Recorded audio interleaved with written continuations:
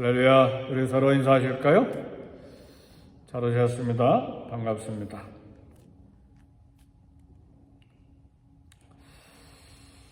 어, 34절에 보니까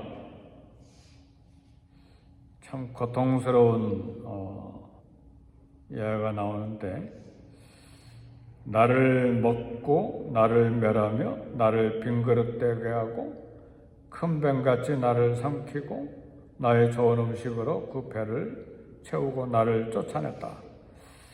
이런 사람이 있으면 어떻게 하면 좋겠습니까? 그죠?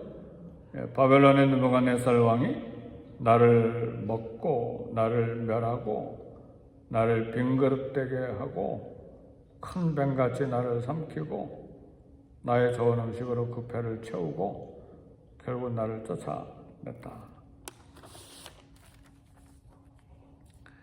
내게 손해를 입히거나 악한 일 우리가 당할 때 보복하고 싶은 감정이 생기죠.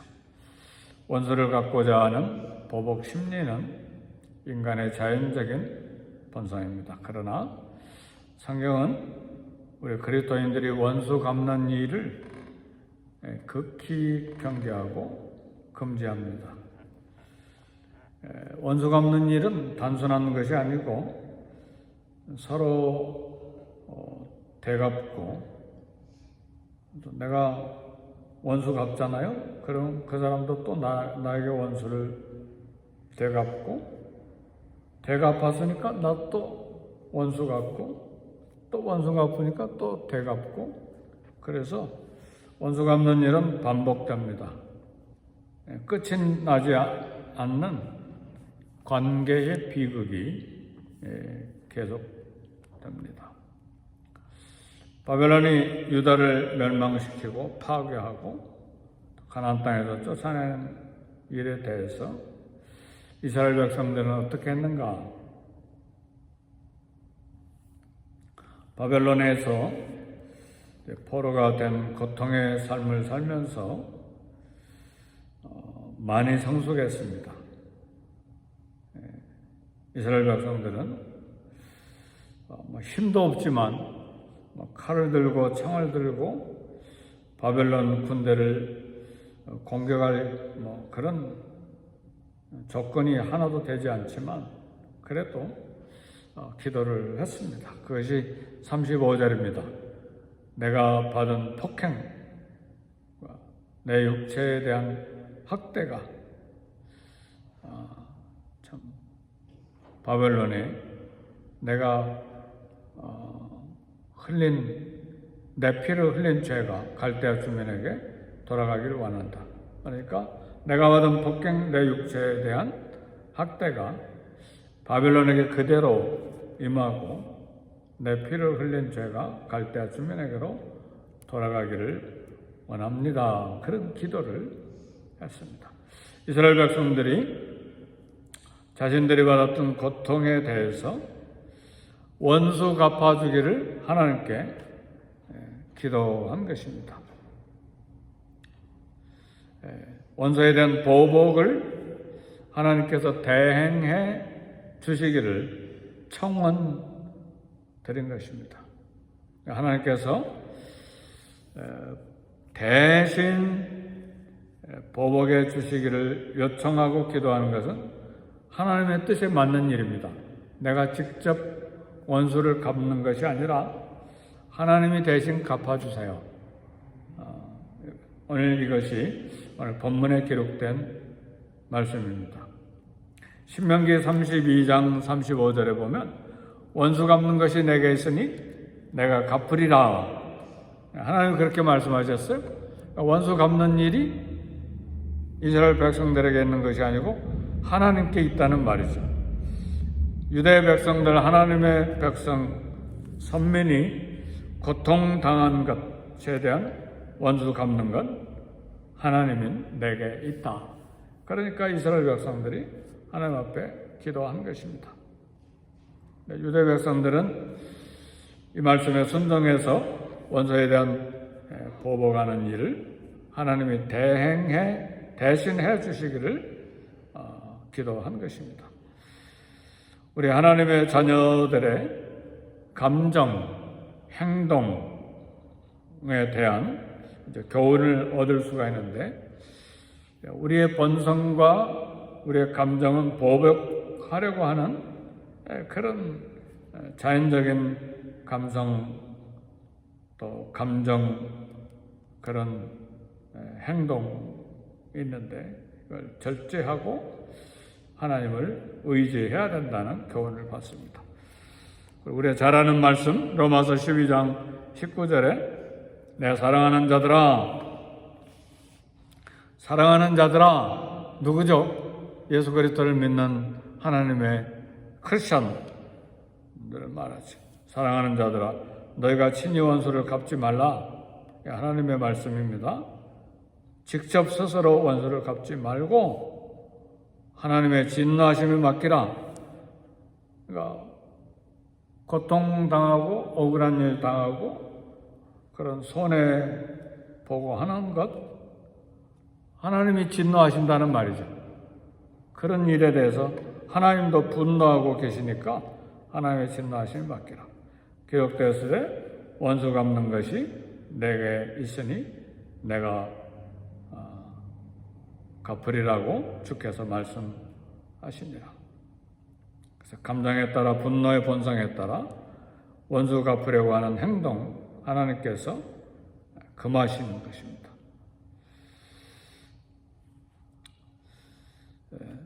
야곱의 자녀들이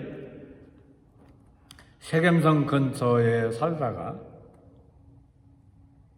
야곱의 딸 디나가 세겜성 추장 아들에게 부끄러운 일을 당했습니다. 그걸 이제 들은 야곱의 아들들 중에 레위와 시므온이 세겜성 사람들을 속이고 남자들은 다 죽여버렸어요. 수백 명, 몇 명인지 모르지만 여자 형제가 이렇게 강간당했다는 한 가지 사실 때문에 남자들을 다 죽여버린 거예요. 그러니까 원수 갚는 것이 이렇게 무서운 거예요. 그죠? 그건 사람을 죽일 일이 아니잖아요. 그죠? 네. 배상을 받거나 이제 그런 문제이지 사람을 이렇게 완전히 한 성읍의 남자들을 다 몰살시키는 그런 일은 아니죠. 그래서 레위와 시몬이 주동이 돼서 원수를 갚는 극히 악한 일에 대해서 야곱이 나중에 레위와 시몬을 저주합니다. 다 흩어질 것으로. 그래서 시몬이 12지파 중에서 가장 작은 지파가 되어버리고 레위도 흩어졌는데 레위는 회복하죠. 하나님을 섬기는 지파로 이렇게 회복되는데 야곱은 그런 아들들의 행위에 대해서 특별히 레위와 시몬에 대해서 저주합니다. 주님이 주신 교훈이 있어요. 마태복음 5장 44절에 너희 원수를 사랑하며 너희를 박해하는 자를 위해 기도하라. 적극적으로 원수 갚지 말고 원수를 사랑하고 박해하는 자를 위해 기도하라. 그래서요, 혹시 원수 갚고 싶은 마음이 있습니까? 뚝 그쳐야 돼요. 그 감정 뚝 그치고 반대로 적극적으로 원수를 사랑하고 너희를 박해하는 자를 위해 기도를 시작해야 됩니다.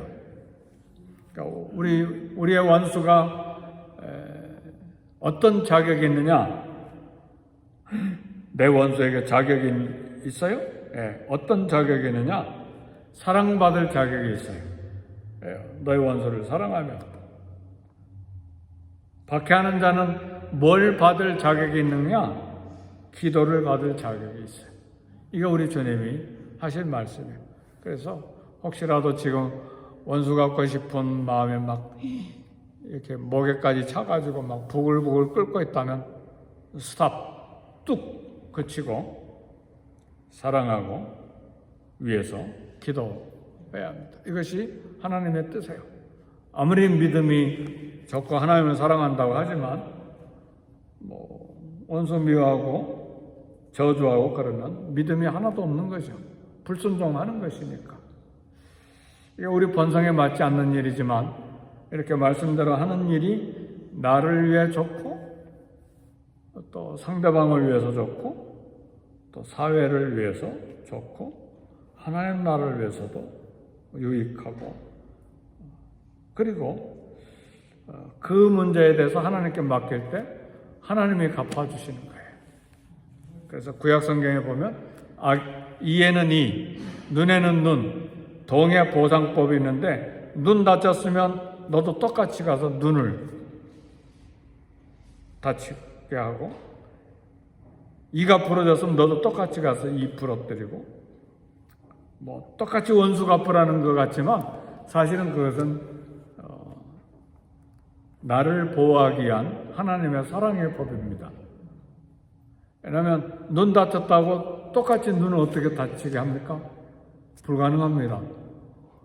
이 부러졌다고 똑같이 이를 부러뜨릴 수가 있어요?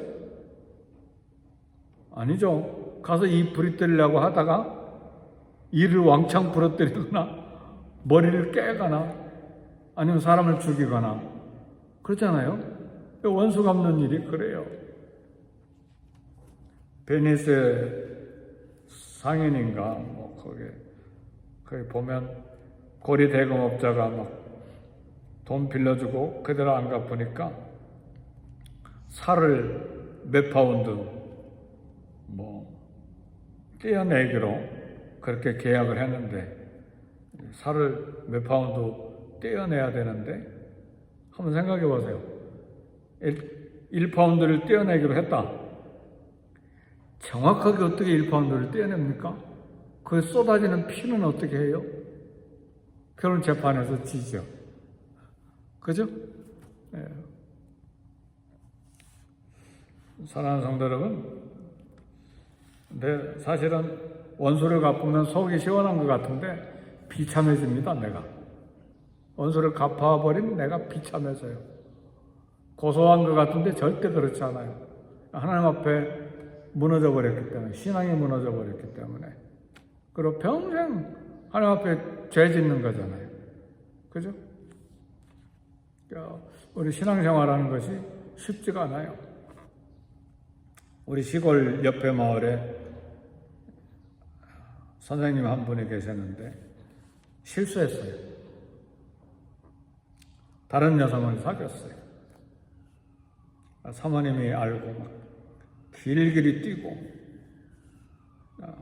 위에서 기도하고 용서하면 되는데 에이 너만 그럴 수 있냐? 나도 그런다. 그리고 동네 청년과 또 사귀어버렸어요. 그게 막 시골은 동네가 여기 있고 저기 있고 한 10몇 개가 있잖아요. 막 전체 막 동네 다 소문이 났어요. 그러니까 집이 폐가 망신해버린 거예요. 그 집 자녀들은 어떻게 되며 그 부부는 어떻게 되며 그러니까 원수 갚는 일이 그런 거예요. 너만 할 줄 아냐? 나도 할 줄 안다. 이게 원수 갚는 일이거든요. 그러니까 가정도 파괴되고 자녀들도 끝장나고 전 동네는 소문 다 나고 심지어는 제가 그때 국민학생이었는데 국민학교까지 다 소문이 났으니 어떡하겠어요. 원수 갚는 일은 결코 나를 망하게 하는 것이지 그게 고소하고 그런 게 아닙니다. 새벽에 오신 사랑하는 성도 여러분, 하나님 말씀대로 순종하는 것이 축복입니다. 그리고 그 원수 갚는 일은 누가 하신다고요? 하나님이 하시는 일이에요. 네. 결국 내가 원수 갚을 때 그 악한 영향력이 자녀들에게도 가는 거예요. 자녀들. 그래서 참 원수 갚는 일은요 우리 다루기가 힘들어요. 그래서 하나님께 맡겨야 돼요. 내 감정도 다스리기 힘들고 평생 원수가 되어버리기 때문에 손해보는 게 한두 가지가 아니에요.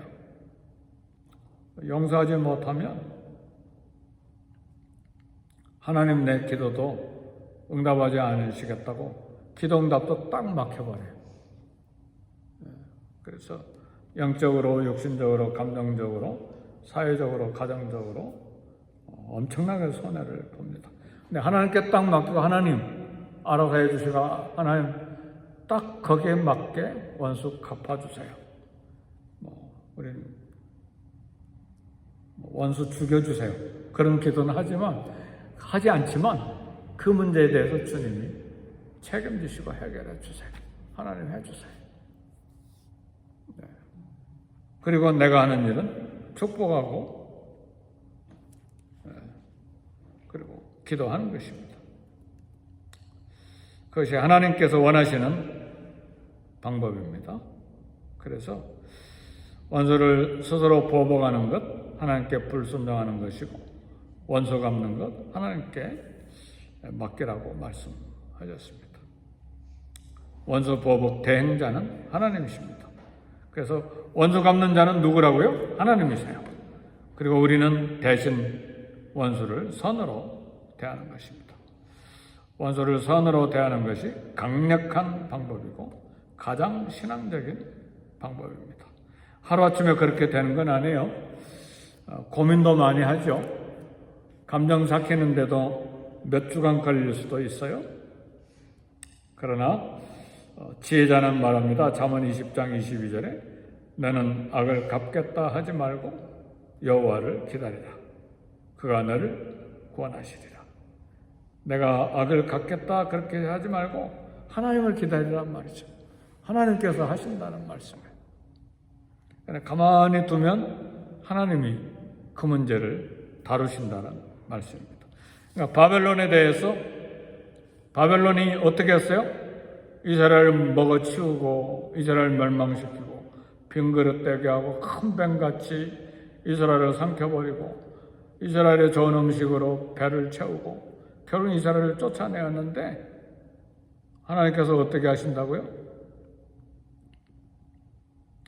36절 보니까 그러므로 여호와께서 이와 같이 말씀하시되 보라 내가 내 성사를 듣고 너를 위하여 보복하며 그의 바다를 말리며 그의 샘을 말리리니 바벨론이 돌무더기가 되어서 승냥의 거처와 혐오의 대상과 탄식거리가 되고 주민이 없으리라. 그 거대한 제국 바벨론이 돌무더기로 변화가 되고 승냥의 거처가 된다는 말은 무슨 말입니까? 사람이 없어져서 들짐승이 살게 되고 혐오의 대상, 탄식거리가 되고 바벨론 주민이 백성들이 하나도 없게 돼버릴 것이다. 결국 누가 이렇게 만드는 겁니까? 하나님께서 보복해 주신 결과입니다. 그래서 너희 원수를 사랑하며 너희를 미워하는 자를 선대하고 너희를 저주하는 자를 축복하고 너희를 모욕하는 자를 위해 기도하라. 우리가 모욕당할 때 굉장히 힘들죠. 얼굴이 빨개지고 굉장히 앉아있기가 힘들죠. 근데 그것을 견뎌내는 것이 신앙입니다. 그것이 영성이고 우리 다 힘들죠. 너무 힘든 설교예요. 저에게도 힘든 설교예요. 그렇죠? 이게 쉬운 게 아니잖아요. 그러나 하나님 말씀을 순종하는 것이 복이고 그리고 결국은 하나님의 영광을 체험할 기회가 되는 것입니다. 말씀에 순종하는 것이 가장 큰 축복이고 성도의 마땅한 삶입니다. 그래서 기도하고 하나님 손에 맡기는 믿음이 있어야 됩니다. 나의 원수는 누구인가? 결론입니다. 저와 여러분의 원수는 누굽니까? 저와 여러분의 원수는 상대방이 아닙니다. 원수를 갚고자 하는, 원수를 보복하고자 하는 내 분노가 나의 원수입니다. 나의 원수는 누군가? 나를 충동질해서 원수를 갚고자 하는 마음을 불같이 일어나게 하는 내 감정이 내 원수입니다. 결국 하나님께 불순종하고 또 원수를 하나 만들고 상대방 영혼을 파괴시키는 일을 하는 것이니까요. 그래서 우리 하나님을 믿는 사람들은 말씀대로 살지 못하는 연약함에 있어서 늘 엎드려 기도해야만 되는 그런 하나님의 자녀들입니다. 그러나 감사한 것은 하나님이 살아계시고 하나님이 그 문제를 다루신다는 사실이죠. 그래서 나를 축복하는 자를 하나님 축복하시고 나를 저주하는 자를 하나님께서 저주하신다는 사실을 알고 하나님께 맡기는 믿음이 있기를 주 이름으로 축복합니다. 그래서 오늘 또 회개해야 될 것은 이미 원수를 갚아버렸습니까? 원수 관계가 형성이 되어 있어요. 이걸 풀어야 돼요. 이거 풀지 않으면 하나님께서도 계속 들여다보고 계세요. 원수 갚으려고 계획했습니까? 그건 내려놓으세요. 하나님이 갚아주시니까. 그것이 신앙생활입니다. 그것이 살아계신 하나님을 믿는 것입니다. 하나님 살아계시면 믿으십니까? 그럼 하나님이 행하세요. 결국은 하나님이 하세요. 네. 이 문제만큼 하나님이 손 안 대실 거야. 모른 채 하실 거야. 아니요. 하나님이 분명히 살아계시고 다 듣고 계시고 다 알고 계시고 어떻게 처리할 것인지도 알고 계세요. 그리고 그 억울한 일, 고통당한 일, 모욕당한 일을 통해서 나를 겸손하게 만드시고 나를 인내하게 하시고 믿음이 계속해서 성숙하게 하시고 그래서 스데반도 죽을 때 원수를 용서하고 죽고 예수님도 저들을 죽이는 사람들을 용서해달라고 말씀하시고 하나님께 기도하시고 그러시잖아요. 왼편밤을 때리면 오른편을 돌려대고 산상수훈에 나온 말씀 결코 쉽지 않지만 그러나 계속해서 하나님 앞에 기도하면 하나님께서 그런 믿음, 그런 인성, 그런 신앙 인격으로 우리를 만들어 가십니다. 그리고 결국은 원수를 위해 축복하고 기도를 시작할 때 내 마음에 평안이 찾아오게 되는 것입니다. 사랑하는 성도 여러분, 평생에 살아가는데 이 사람만큼은 평생 얼굴 보지 않고 이 사람만큼은 용서하지 아니하리라. 큰 돌덩어리를 막 심장에 달고 다니는 것하고 똑같습니다.